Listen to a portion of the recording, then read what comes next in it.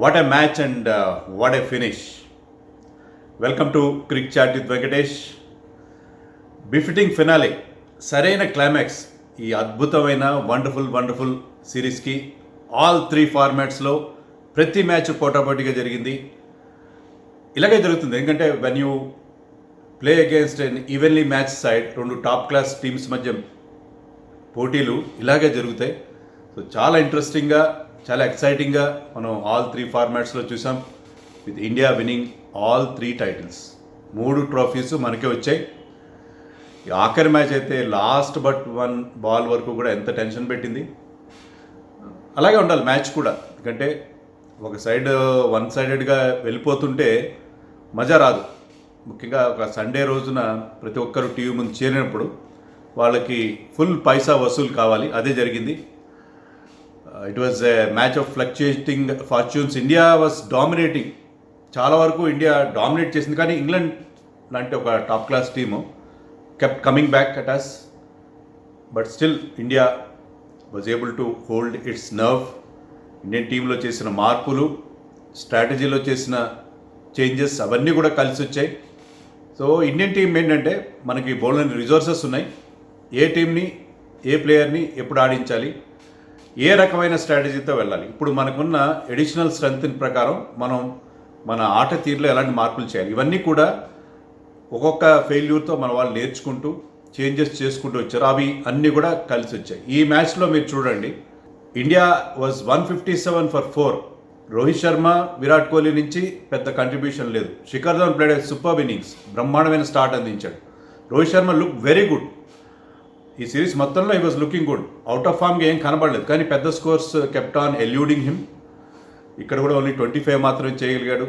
విరాట్ కోహ్లీ నుంచి కూడా పెద్ద కంట్రిబ్యూషన్ లేదు. KL Rahul out to an innocuous delivery, leg side full టాస్ని షార్ట్ ఫైనల్లో క్యాచ్ ఇచ్చాడు. విరాట్ కోహ్లీ ఏమనుకున్నాడంటే లాస్ట్ మ్యాచ్లో నేను స్పిన్నర్స్ని మరీ కేర్ఫుల్గా ఆడానని చెప్పి స్పిన్నర్స్ మీద అటాక్ చేయాలని చెప్పి ఒక మైండ్ సెట్తో వచ్చాడు. అలాగే preconceived and premeditated ఇంటెన్షన్తో వచ్చాడు. వచ్చి తొందరగా అవుట్ అయిపోయాడు. సో ఎప్పుడైతే ఈ టాప్ గన్స్ మనకి వీళ్ళు నలుగురు కదా, మనకి ఇటీవల కాలంలో మీరు చూడండి, even take the case of our world cup semifinal, I keep on repeating this. 2019 world cup సెమీఫైనల్లో India was reduce to 5 for 3. Rahul, Rohit and Virat ముగ్గురు కూడా 1-1 రన్ చేసి అవుట్ అయిపోయారు. అక్కడి నుంచి యూ కుడ్ నాట్ రికవర్. ఇదే రిషబ్ పంత్, ఇదే హార్దిక్ పాండ్యా ఉన్నారు, ఇద్దరు 32 చేశారు. But Dhoni, Jadeja, they took the game to the deep end. అయినా వీ లాస్ట్ బై 18 runs. అక్కడ మనం చేయలేకపోయాం. కానీ ఈ పర్టిక్యులర్ ఇండియన్ టీంలో we are not dependent on these 4 guys. Shikhar Dhawan, Rohit, Virat and Rahul, వీళ్ళు నలుగురే కాదు, మనకి లోయర్ మిడిల్ ఆర్డర్ కూడా ఈక్వల్లీ స్ట్రాంగ్ ఉంది. ఇప్పుడు ఈ వికెట్స్ మనకు పోయిన 25th ఓవర్లోనే వీ లాస్ట్ 4 wickets, 157 for 4 దగ్గర. మళ్ళీ మనకు పెద్ద స్కోర్ వచ్చే పరిస్థితులు. 157 is a good score. But ఈ ఇంగ్లాండ్ టీం మీద లాస్ట్ మ్యాచ్లో 336 కూడా సరిపోలేదు. అలాంటి సిచ్యుయేషన్లో 157 for 4 దగ్గర మనం మ్యాచ్ ఓడిపోయే పరిస్థితి కనిపించింది. కానీ అక్కడ ఇద్దరు ఈ new age cricketers, Rishabh Pant and Hardik Pandya, they took over. In just 11 overs they added 99 runs in double quick time. Best phase of Indian innings అని చెప్పాలి అది. సో ఈ రకమైన చేంజ్ మనకని ఈవెన్ ఆ తర్వాత కూడా Shardul Thakur came and hit 3 sixes, 140 strike rateతో ఈ scored some 30 runs. Krunal Pandya was not timing the ball in is usual way. First మ్యాచ్లో ఆడిన టైమింగ్ అతను దొరకలేదు, struggling, but he still got some 20-25 runs. So వాళ్ళిద్దరి మధ్య ఒక హాఫ్ సెంచరీ పార్ట్నర్షిప్, ఇవన్నీ కలిపి స్కోర్ని 329 వరకు తీసుకెళ్ళగలిగాయంటే it is a competent score. Last మ్యాచ్లో సరిపోకపోవచ్చు, కానీ ఇప్పుడు చేంజ్ సినేరియోలో సరిపోయింది. సో మనం we are not dependent on Virat or Rohit.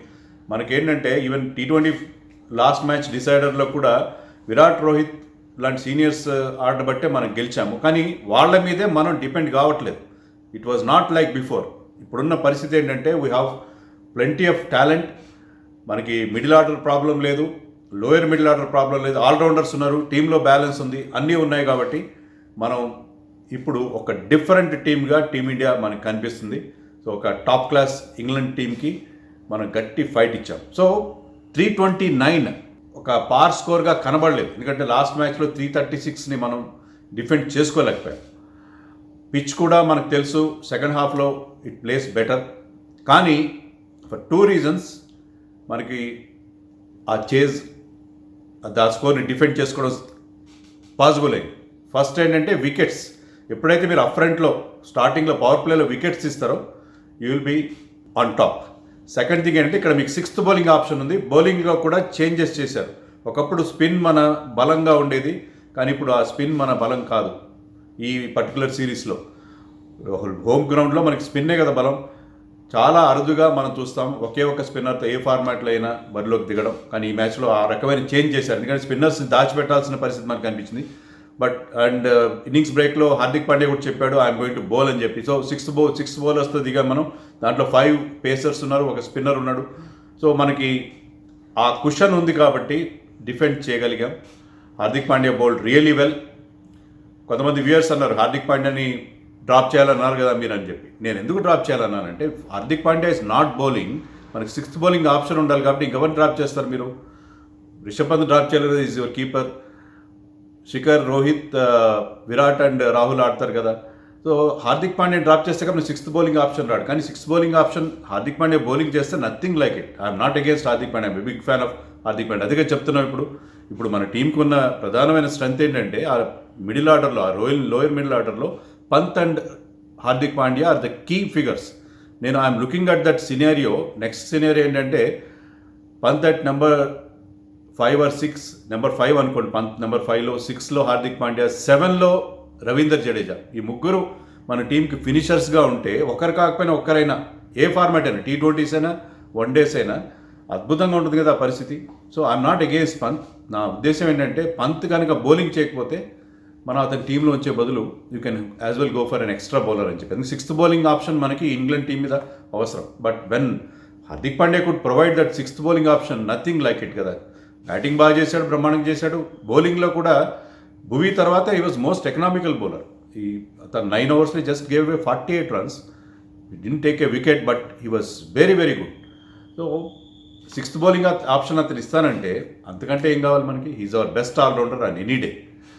So మనకి ఎప్పుడైతే ఒక పెద్ద స్కోర్ బోర్డు మీద పెట్టామో, Rishabh Pant I think he's the biggest find, biggest gain ఈ 2 టూర్స్లో. ఆస్ట్రేలియా టూర్ కానీ, ఈ ఇండియన్ టూర్ కానీ. ఆస్ట్రేలియన్ టూర్లో ఒక టెస్ట్ ప్లేయర్గా దొరికాడు. ఇక్కడికి వచ్చేసరికి not only in test, white ball క్రికెట్లో కూడా అతను మనకి పూర్తి స్థాయిలో అంది వచ్చాడని చెప్పి ఈ ఇంగ్లాండ్తో జరిగిన టూర్ మనకి తెలిసి వచ్చింది. దాని ద్వారా తెలిసి వచ్చింది. రిషబ్ పంత్ మనకి దాదాపు 6 మంది కొత్త క్రికెటర్స్ ఇటీవల కాలంలో ఎమర్జ్ అయ్యారు. Rishabh Pant is not new to Indian team, but rediscovery and return of Rishabh Pant is the remarkable feature of this England's tour of India అని నేను అనుకున్నాను. అక్రాస్ ఫార్మాట్స్, ఆల్ ఫార్మాట్స్లో. So Rishabh Pant and Hardik Pandya reemergence. ఎందుకంటే హార్దిక్ పాండ్యా బౌలింగ్ కూడా చేస్తున్నాడు. ఇలాగే చేయాలి. హార్దిక్ పాండ్యా అతనికి బ్యాక్ ప్రాబ్లం ఉంటే ప్రతి మ్యాచ్లో బౌలింగ్ చేయొద్దు, బట్ కీలకమైన మ్యాచ్లో, ఇంపార్టెంట్ మ్యాచెస్లో you bowl because you are doing well. So ఇది పర్ఫెక్ట్ సినారియో మనకి. అదే నేను చెప్పేది ఏంటంటే, and also you utilize Shardul Thakur's hitting ability. అతను ఒక ఆల్రౌండర్గా ఎమర్జ్ అవుతున్నాడు కాబట్టి అతని టాలెంట్ని మీరు వాడుకుంటుండండి. భవిష్యత్తులో కూడా అతనికి ఎప్పుడైనా పించ్ హిట్టర్గా పంపించి ఒక 50s కనుక అతను వన్డేస్లో చేస్తే మీకు ఏ పాయింట్లో వచ్చినా కూడా లాస్ట్లో మనకి ఆ లేట్ మిడిల్ ఆర్డర్లో బ్రహ్మాండమైన పవర్ హిట్టింగ్ చేయగల ఎబిలిటీ ఉన్న ప్లేయర్. సో బ్యాటింగ్ విషయంలో 329 I think is a good score. And Bhuvneshwar Kumar I think man of the series అతనికి ఇవ్వాలి. విరాట్ కోహ్లీ కూడా అన్నాడు ఏంటి బేర్ స్ట్రోక్ ఇచ్చారు అతనికి ఇవ్వాలి కదా అని చెప్పి. But he bowled brilliant. Bhuvneshwar Kumar first ఓవర్లోనే 14 runs 3 4s ఇచ్చాడు జేసన్ రాయ్, కానీ ఒక మంచి ఇన్కటర్తో అతను అవుట్ చేశాడు, క్లీన్ బౌల్డ్ చేశాడు. సెకండ్ ఓవర్లో బేర్ స్టోన్ అవుట్ చేశాడు. అది కదా వాళ్ళిద్దరూ మనకి ఈ సిరీస్లో ట్రబుల్ ఇచ్చిన ఇద్దరిని మీ best bowler removed in his first 2 overs. అంతకంటే మీకు ఏం కావాలి? ముఖ్యంగా బేర్ స్టోన్ అతను అవుట్ చేసిన విధానం మీరు అంతకుముందు మ్యాచ్లో చూడండి. బేర్ స్టో 2 innings కూడా ఒకసారి 90 చేసాడు, ఒక 100 చేసాడు. అప్పుడు he was coming down the wicket to counter the swing of Bhuvneshwar Kumar. అందుకని ఈ మ్యాచ్లో ఏం చేశారంటే రిషబ్ పంత్ స్టంప్స్ మీదకి వచ్చి అంటే స్టంప్స్ దగ్గర నుంచి కీపింగ్ చేస్తారు. మామూలుగా ఫాస్ట్ బౌలర్స్కి వెనక నిలబడతారు కదా స్టాండింగ్ బిహైండ్, కానీ ఇప్పుడు ఏంటంటే standing up to the stumps వచ్చి, తెలుగులో చెప్పాలంటే అచ్చ తెలుగులో ముందర కాళ్ళకు బంధం వేయడం, అంటే బ్యాట్స్మెన్ క్రీస్ వదిలి వెళ్ళిపోకుండా, ఎందుకంటే అప్పుడు స్టంప్ అవుట్ చేయడానికి వీలవుతుంది. అందుకని ఈ was keeping up to the stumps. ఆ స్ట్రాటజీ ఎవరిదో తెలీదు, but it is a master stroke. ఎందుకంటే Bairstow Rishabh Pant standing up పొజిషన్లో ఉన్నప్పుడు ఆడిన ఒకే ఒక బాల్కి ఎల్బిడబ్ల్యూ అవుట్ అయిపోయాడు. అతని ఫుట్ వర్క్ బ్రేక్ పడింది. So it was a brilliant strategy and brilliant break through. So ఇద్దరు డేంజరస్ బ్యాట్స్మెన్ అవుట్ అయిన తర్వాత Ben Stokes once again started heating very well. Hardik Pandya ఒక క్యాచ్ వదిలేశాడు. స్టిల్ నటరాజన్ యాడ్ చేశారు. Natarajan man with the golden arm. అతను runs ఎక్కువ ఇచ్చాడు, but still కొంచెం రిథంలో లేడు, ఎందుకంటే ఇంజరీ నుంచి వస్తున్నాడు, మ్యాచ్ ప్రాక్టీస్ లేదు. But still produced one delivery which got the wicket of Ben Stokes wicket వచ్చిన తర్వాత అందులో క్యాచ్ వదిలేసిన హార్దిక్ పాండ్యా అయితే ఆల్మోస్ట్ నటరాజన్కి సాష్టాంగ పడినంత పని చేశాడు. ఎందుకంటే అతను వదిలేసిన క్యాచ్ అంతగా కాస్ట్లీగా ప్రూవ్ కాలేదు. సో నటరాజన్ ఆ బ్రేక్ త్రూ ఇచ్చిన తర్వాత స్టిల్ ఇంగ్లాండ్కి ఉన్న ఆ batting talent, David Malan and Liam Livingstone were doing very well. Then came our man Shardul Thakur మనకు తెలుసు, రన్స్ ఇస్తాడు కానీ వికెట్స్ తీస్తాడు. అది ఒకటి కొంటే ఒకటి ఫ్రీ అన్నట్టు ఒకే ఓవర్లో 2 వికెట్స్ ఇస్తాడు. ఈసారి 2 ఓవర్లో 2 వికెట్స్ తీశాడు, బట్ స్టిల్ ఆ బ్రేక్ త్రూస్ ఇచ్చాడు, 4 వికెట్స్ ఇచ్చాడు రన్స్ ఇచ్చినా సరే. సో అక్కడ బ్రేక్స్ పడ్డాయి. 329 is look like very good score. కానీ మన వాళ్ళు కొద్దిగా రిలాక్స్ అయ్యారని అనాలా, లేకపోతే లాస్ట్లో ఇంగ్లాండ్ స్టార్టెడ్ హిట్టింగ్ అగైన్, ఎందుకంటే వాళ్ళకి ఆ బ్యాటింగ్ టాలెంట్ ఉంది. మన బౌలర్స్ ఫెయిల్యూర్ అన్నానికి కూడా లేదు, వాళ్ళకి ఆ బ్యాటింగ్ టాలెంట్ ఉంది. With Sam Curran batting at number 8, Sam Curran లాంటి బ్యాట్స్మెన్ బ్యాటింగ్ అట్ నెంబర్ 8, ఈ almost took the match away from India. మార్కుడ్తో ఒక మంచి పార్ట్నర్షిప్ బిల్డ్ చేశాడు. పర్టికులర్లీ 47th ఓవర్లో Shardul Thakur went for 18 runs. అక్కడ ఐ థింక్ మ్యాచ్ ఓడిపోతామేమని, మనకి అంతవరకు గెలుస్తాం అనుకున్న మ్యాచ్లో ఇంకా ఓటమి తప్పదని అనిపించింది. But Bhuvneshwar Kumar once again second స్పెల్లో వచ్చి ఆల్రెడీ ఒక వికెట్ ఇవ్వడమే కాకుండా 48th ఓవర్లో he gave just 4 runs. So అక్కడ మళ్ళీ మ్యాచ్ని మన వైపు తిప్పాడు. Hardik Pandya bowled the 49th over and gave only 5 runs. So చివర్లో మళ్ళీ ఆ బ్రేక్స్ వేయగలిగారు మన బౌలర్స్. లాస్ట్ మ్యాచ్లో went for plenty of runs, total bowling attack look helpless. కానీ ఈ మ్యాచ్లో ట్రిమెండస్ కంబ్యాక్ మన బౌలర్స్ నుంచి. And Natarajan bowled the last over, yorker Nattu, ఆ యార్కర్స్ ఆ లాస్ట్ ఓవర్లో ఆ ఫినిషింగ్ రోల్ని బ్రహ్మాండంగా ఈ గేవ్ జస్ట్ 6 runs, 13 runs కావాలి లాస్ట్ ఓవర్లో. Sam Curran was batting brilliantly, but Natarajan gave just 6 runs. నటరాజన్కి second one day international, second match ఇది. అతనేం పెద్ద సీనియర్ కాదు, బట్ స్టిల్ ఈ hurled his nerve. So super display. India ఒక్క ప్లేయర్ అని అసలు మ్యాన్ ఆఫ్ ద మ్యాచ్ ఎవరికి ఇస్తారంటే శామ్ కరన్కి ఇచ్చారు. ఇండియన్ టీంలో అయితే ఎవరికి ఇవ్వాలి, ఎందుకంటే 5-6 బెటర్ పర్ఫార్మెన్సెస్ ఉన్నాయి. సో ఈ సిరీస్ మొత్తంలో మనకి చాలా చాలా సాటిస్ఫైయింగ్. ఒకటే మనం చెప్పుకున్నట్టు ఆ స్పిన్ బౌలర్స్ ఫెయిల్యూర్ అనేది మనని ఇబ్బంది పెట్టింది. రెండోది ఏంటంటే క్యాచ్లు వదిలేశారు ఈ మ్యాచ్లో. హార్దిక్ పాండ్యా 2 క్యాచ్లు వదిలేడు, నటరాజన్ ఒక క్యాచ్ వదిలేడు. ఐ థింక్ 24 దగ్గర ఎక్కడో శామ్ కరన్ని క్యాచ్ వదిలేశాడు Pandya. Difficult catch, but Hardik Pandya లాంటి ఫీల్డర్ తీసుకురావాల్సిన క్యాచ్ అది. సో ఆ క్యాచ్లు వదిలేయడం, స్పిన్నర్స్ ఫెయిల్యూర్. మీరు అందరూ స్పిన్నర్స్ ఫెయిల్యూర్. వాషింగ్టన్ సుందర్, చహల్, అక్షర్ పటేల్, కుల్దీప్, కృణాల్ పాండ్యా, ఎవరిని ట్రై చేసినా అందరూ ఫెయిల్ అయ్యారు. మరి ఏం చేయాలి? అశ్విన్ని మళ్ళీ వెనక్కి పిలవాలా? I don't know. Ravindra Jadeja is almost back to fitness, అతను వస్తాడు టీంలోకి, ఓకే. బట్ సెకండ్ స్పిన్నర్ ఎవరు? అశ్విన్ యోయో టెస్ట్ పాస్ అవుతాడా? అతన్ని విరాట్ కోహ్లీకి అందరూ మంచి ఫీల్డర్స్ ఉండాలి. Ashwin is not a good fielder. I think Virat Kohli ఒక ప్రెస్ మీట్లో కూడా అన్నాడు, అశ్విన్ విషయంలో మీరు లాజికల్గా మాట్లాడండి, వాషింగ్టన్ సుందర్గా అశ్విన్ ఎందుకు అని క్లియర్గా అనడం జరిగింది. యోయో టెస్ట్ క్లియర్ చేయడం కష్టం అశ్విన్కి. ఆ తర్వాత అశ్విన్ బ్యాటింగ్ కూడా, ఇప్పుడు మనందరం ఆల్రౌండర్స్ విషయంలో చూస్తున్నాం, బ్యాటింగ్ కూడా ఈ ఫార్మాట్కి అంతగా సూట్ కాదు. I'm not against Ashwin.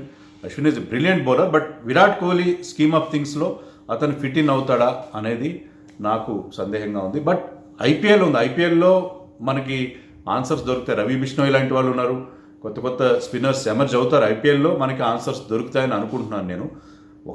మనం ఇప్పుడున్న మనకి బౌలంత టాలెంట్ ఎమర్జ్ అవుతుంది, బెంచ్ స్ట్రెంత్ అంతా అనుకున్నా కానీ స్పిన్ బౌలింగ్లో కాస్త వెలితి కనిపిస్తుంది. అది కూడా నేను అనుకోవడం కవర్ అయిపోతుందని అనుకుంటున్నాను. సో చాలా చాలా హ్యాపీ సిరీస్. అనుకున్నట్టుగా భువీకి రావాలి man of the series, because 3 మ్యాచెస్లో కూడా ఈ బౌల్డ్ ఎక్సెప్షనలీ వెల్. మన టీంకి గెలిచిందంటే దట్ ఈస్ బికాజ్ ఇది భువన విజయం, ఖచ్చితంగా అది భువన విజయమే. బట్ బేర్స్టోకి ఇచ్చారు. సన్ రైజర్స్ ఫ్యాన్స్కి ఏమి ఇబ్బంది ఉండదు, ఎందుకంటే Bairstow is Sunrisers man కదా, చాలా సూపర్ ఫామ్లో ఉన్నాడు అతను. Natarajan form, Bairstow form and Bhuvi's form, ఇవన్నీ కూడా సన్ రైజర్స్కి హ్యాపీగా కలిగించే విషయాలు. ముంబై ఇండియన్స్ విషయానికి వస్తే పాండ్యా బ్రదర్స్, ఇషాన్ కిషన్, సూర్యకుమార్ యాదవ్ వీళ్ళందరూ ఫామ్లోకి రావడం, రోహిత్ శర్మ T20 ఫామ్, ఇవన్నీ కూడా పాండ్యా బ్రదర్స్కి, మన ముంబై ఇండియన్స్కి హ్యాపీ కలిగించే విషయాలు. And Sam Curran and Shardul Thakur form Chennai super కింగ్స్కి హ్యాపీగా ఉంటుంది. Rahul return of form Punjab కింగ్స్కి, ఇలాగా అలాగే Washington Sundar, Virat Kohli return of form, Siraj, ఇవన్నీ కూడా ఆర్సీబీ, ఇలా ప్రతి టీం కూడా హ్యాపీగా ఉంటాయి. Delhi capitals of course Shreyas Iyer injury వాళ్ళకి ఇబ్బంది పెట్టిన the form of Rishabh Pant is a big plus for them. Morgan injury మన కేకేఆర్కి ఇబ్బంది కలిగిస్తుంది. అలాగే జోఫ్రా ఆర్చర్ ఇంజరీ రాజస్థాన్ రాయల్స్కి ఇబ్బంది కలిగిస్తుంది. సో ఐపీఎల్ మోడ్లోకి వచ్చేస్తున్నాం మనం, ఆల్మోస్ట్ ఈ సిరీస్ అయిపోయింది కాబట్టి. బట్ ఐపీఎల్ స్టార్స్ అందరూ కూడా ఇక్కడ ఇండియన్ స్టార్స్ పర్టికులర్లీ బాగా పర్ఫామ్ చేయడం అనేది ఆయా టీమ్స్కి చాలా హ్యాపీ కలిగించే విషయం. ఇంకా నేను రిపోర్ట్ కార్డ్ అయితే ఏం చేయట్లేదు, ఎందుకంటే 3 మ్యాచెస్కి మనం రిపోర్ట్ కార్డ్ ఏం చేస్తాము. బట్ వండర్ఫుల్ సిరీస్, మనకి బోల్డ్ అన్ని ప్లసెస్ ఉన్న సిరీస్. ముఖ్యంగా Bhuvneshwar and Pant are the shining lights of this series అని నేను అనుకుంటున్నాను.